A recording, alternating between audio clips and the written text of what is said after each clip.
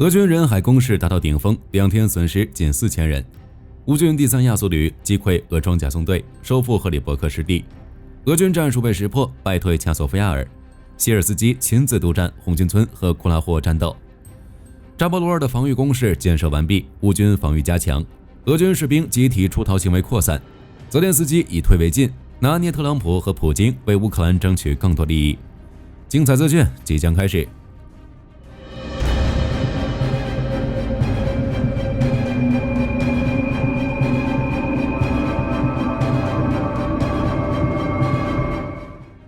过去48小时，俄军的人海攻势达到了巅峰。据乌克兰发布的数据显示，29日时，俄军单日损失人数突破2000，达到2030人。30日，俄军又新增损失1740人，而这每日上千人的损失，仅只为换取一些战术胜利，简直疯狂。库尔斯克方向，俄军不计代价的人海冲锋，除了徒增伤亡外，并未有确认的战线变化。11月30日，乌克兰海军陆战队第36旅和115独立机械化旅第225突击营，以及国民卫队第73独立营，与俄军精锐的第40海军步兵旅和810海军步兵旅激战于苏甲东北部的马尔蒂诺夫卡和克列涅沃东南的达里诺泽列尼什利亚赫。过程中，乌军数次将俄军击退，并摧毁了大量俄军装备，其中表现最突出的非乌军第225营莫属，其守着泽列尼什利亚赫附近的高速公路，利用无人机和远程火炮精准打击并清除了每一支发动自杀袭击的俄军步兵小队和机械化纵队，为俄军单日损失记录做出了卓越的贡献。乌军特种部队还深入敌后进行特战行动，如在近期的一次行动中摧毁了一个俄军防空洞，并俘虏了8名士兵。目前在库尔斯克方向，据一名乌克兰高级士官报告说，由于乌军针对性打击俄军装甲车辆，导致俄军现在的进攻方式主要以3至5人的小队进行袭击。而为了获得战线优势，在限期前完成普京定的目标，该士官还表示，俄军正在距离前线5到7公里的地方集结预备役部队，但已被乌军发现，遭到打击，阻止了俄军部队的轮换。哈尔科夫方向11月30日，据发布的地理定位录像显示，乌军成功发动反击，收复了赫里伯克附近的战术阵地，附近据点中的俄军全部被歼，一个不剩。目前乌军正在赫里伯克东南方向的森林地区继续朝俄军败退方向追击。在沃夫昌斯克方向，乌军正冒着俄军无人机打击的风险，积极穿越沃夫查河，试图在对岸建立立足点。乌军第3亚速旅还在该方向击溃了一支俄军装甲突击队，摧毁了3辆步兵战车。库皮扬斯克方向，接连数天，俄军不断派出小股突击队强渡奥斯基尔河。不过，据乌克兰无人机副营指挥官表示，俄军付出了惨痛的代价，目前乌军仍在努力将其击退。此外，在科潘基，乌军正在与俄第1近卫坦克集团军激战；在特尔尼东部，则与俄罗斯第144摩托化步枪师激战。由此可见，在库皮扬斯克、斯瓦托夫、克里米纳一线，乌军同俄军的战斗虽然分散，但却呈现出一种寸步不让的态势。无论俄军有何企图，都将遭到乌军的针对打击。恰索夫亚尔方向11月30日，在东部正面战场，乌军以麦克兰区为战场，与俄军南北对立进行阵地战。俄军进度缓慢，因此据乌军消息称，俄军正试图通过化整为零战术，以小股突击队形式绕过驻守的乌军阵地，从南北两侧包围恰索夫亚尔。但截至目前，南部的 Block 9矿，乌军对俄军阵地的反击还在进行中。北部乌军山地优势明显，可居高而下对俄军进行炮火覆盖，因此俄军的化整为零战术尚未起到太大的作用。而且这些渗透的俄军小分队正在被乌军无人机搜索，一旦发现就会跟随找到俄军集结地进行打击。红军村方向11月30日，据发布的地理定位录像表明，俄军沿赫里霍里夫卡河道北上，已经抵达诺沃普林卡东郊，南部则已在普希金西部推进。火力军预测，俄军下一个目标是在 T0515 公路要道的舍甫琴科和乌克兰因卡，前者可成为俄军北上入侵红军村的后勤据点，后者则可以成为俄军南下库拉霍沃并与红军村连通、拉平战线的重要枢纽。幸好乌军总司令希尔斯基意识到了问题的严重性，已亲自抵达前线进行了视察，并为前线士兵送来了武器装备。他表示，红军村和库拉霍沃的乌军部队已得到了加强。此外，他还表彰了乌克兰第414无人攻击机系统独立团，鼓舞了士气。据悉，这支乌军无人机部队开战以来威名赫赫，参加了从赫尔松左岸到顿巴斯到哈尔科夫的所有最艰难的战斗，被称为整个欧洲乃至全世界最强的无人机部队。有消息称，近期被清除的俄罗斯第51军第9摩托化步枪旅副旅长亚历山大·米哈伊洛维奇·列别杰夫就是他们干的，目前仍需进一步确认。呼拉霍沃方向11月30日，俄军南下的势头正在加大。最近在辛德米特里夫卡有所突破，有分析认为，俄军正在扩宽横向战线，从而为关闭口袋提供重要的后勤力量。在东部正面战场，知道局势危急的乌军拼死守护。因此，截至目前，俄军正面战场并未有太大进展。乌克兰总参谋部的报告还显示，最近2天，乌军第327旅还重击了俄军第5摩托化步枪旅、第102摩托化步枪团。大诺沃希尔卡一位乌克兰消息人士报告说，自乌军增援部队抵达后，该地区局势已经得到稳定。不过，据报道，俄军第139独立摩托化步枪营切断了罗兹多恩附近的 T0518高速公路，并正向该村缓慢推进。扎波罗热方向11月30日，乌克兰国民警卫队旅长警告说，俄军正在该地区重新集结部队和武器，准备发动大规模攻势。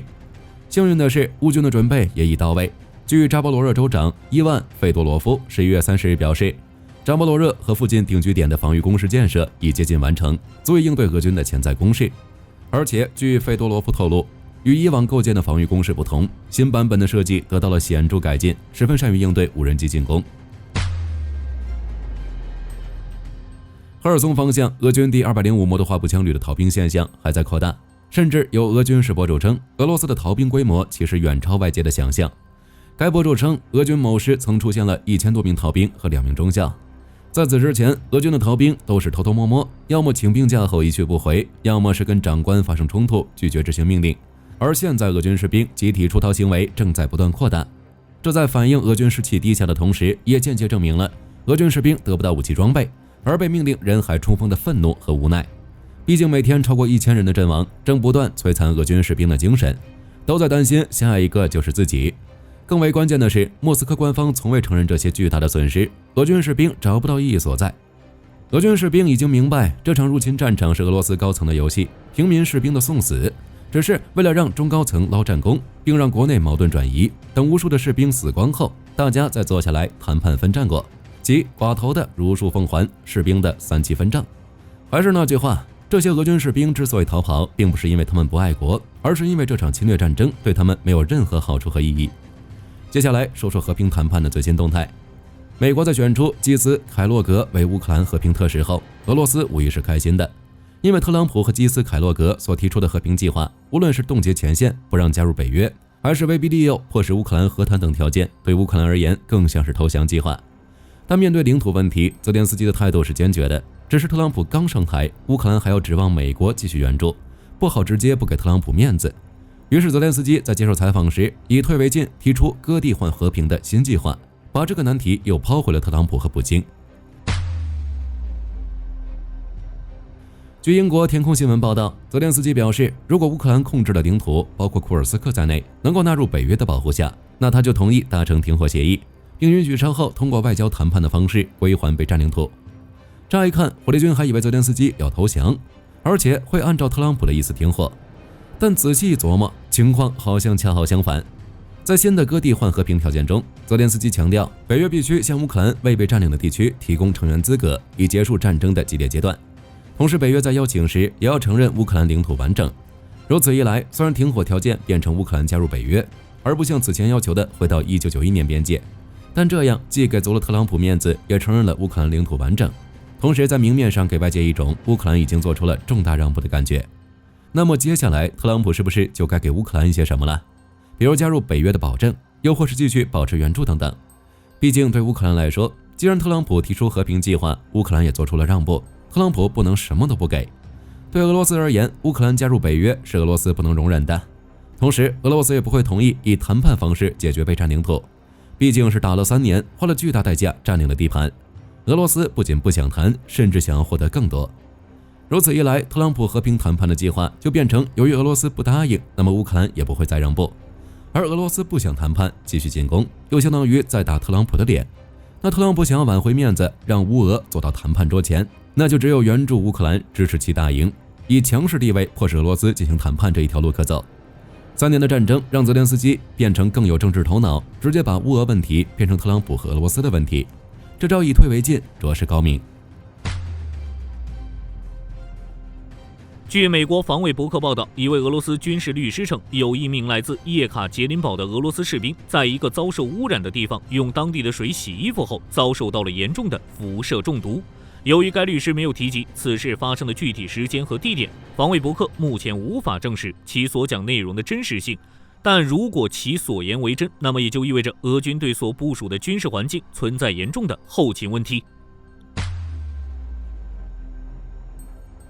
据莫斯科时报报道，波兰国内安全总局在卢布林省逮捕了一名德国公民，理由是其涉嫌向俄罗斯非法出口战略物资。按照波兰方面的说法，这名德国公民从事销售用于技术行业的专用机器，这些设备通过他名下的公司非法供应给与武器生产相关的俄罗斯企业。实际上，这起事件并非唯一一起违反制裁制度的案例。例如，11月初，斯图加特一家法院判处一名56岁男性公民7年监禁，原因是其向一家俄罗斯军火公司出售狙击步枪生产机器。据战区报道 ，MBDA 公司近日推出了一款类似巡航导弹的新型武器，全名为远程载具多领域多用途效应器，代号 RCM2。其长约4米，重340公斤，射程超过500公里。外形上采用隐身结构设计，配备有惯性导航、地形等高线匹配和红外线成像等先进导引系统，可从多种平台发射，包括军舰的垂直发射系统、空客 A400M 军用运输机以及 M270 多管火箭系统等。除传统动能攻击外，该武器还可执行电子作战任务，能够作为诱饵来干扰敌方的电磁频谱，同时其还具备制空能力，可在飞行中重新指定目标。此外，由于该武器采用模块化设计，未来还将新增侦察功能，也就是说，这款武器既能执行火力打击任务，也能执行情报收集任务。与传统武器相比，其具备高度灵活、多功能等优势。按照 MBDA 计划，未来 RCM2 将被整合到欧洲未来空战系统中，即可与友人战机协同作战，亦可独立执行相关任务。预计将于2030年代完成作战部署，届时可能会成为混合作战的主力武器。据美国国防邮报报道，美国国防部长奥斯汀近日前往菲律宾进行了防务视察，随后该国准备向菲律宾增援福分 T-12无人侦察艇。该艇由美国海事战术系统公司研发，其全长约 3.6 米，负载能力64公斤，外形采用隐身结构，并配备有电池动力驱动，最高时速可达每小时 55.6 公里，航程可达185公里，可由陆上基地或舰艇发射回收，还搭载有先进的传感器与监控系统，能够执行海上巡逻、搜救与电站干扰等任务。目前，菲军现有4艘福分 T-12，待未来接收新一批同型舰艇后，预计该国的海上防护能力将得到进一步提升。据欧洲国防工业网报道，美陆军短程侦察计划中的第2批次合约无人机，目前已选定为黑寡妇。该无人机由美国红毛公司研发，属于小型4轴无人机，整重约 1.63 公斤，航程8公里。在性能方面，其采用人工智能技术，能够自主辨识操作人员指令，同时其还配备有光电与红外线感测器，并能根据任务需求加装战术滑轨，故而其可用于执行指定区域的搜索和目标识别任务。此外，黑寡妇还具备抗电站干扰能力，可大幅降低高威胁任务的风险，同时未来还能根据开放式架构对配备的软件进行持续性升级，可有效应对新型的战场威胁。另外，按照美陆军计划，将在5年内接收5880架黑寡妇，届时其将成为美陆军排级单位未来勤监侦核心主力，同时会与班级单位的黑黄蜂4无人机、连级单位的 Ghost-X 和 C-100 无人机，以及正在评选中的旅级未来战术无人机等，共同组成多层次无人机战力网。据美国国防新闻报道，美陆战队已证实，其正在换装的新型 MK22 Model 0狙击步枪已达到全面作战能力，将正式投入使用。这比原定计划提前了整整1年，预计到2026年，美陆战队将采购2800支。据悉 ，MK22 Model 0是一款多口径可更换枪管的栓动式狙击步枪，其配备有10发弹匣，可选择的子弹口径有3种，分别为 7.62 x 51毫米、7.62 x 67毫米和 8.58 x 70毫米。狙击手可根据任务需求选择更远射程或更强穿透力的弹药。其中后2款弹药的射程可达防区外的1500米。相比之下，美陆战队现役的 Mk13、Model 7和 M40A6 步枪，其有效射程分别为1300米和800米。且在重量方面 ，Mk2 Model 0也要比上述2款步枪更轻便，同时其维护需求也更低，即使枪管失效，狙击手仍能继续执行任务。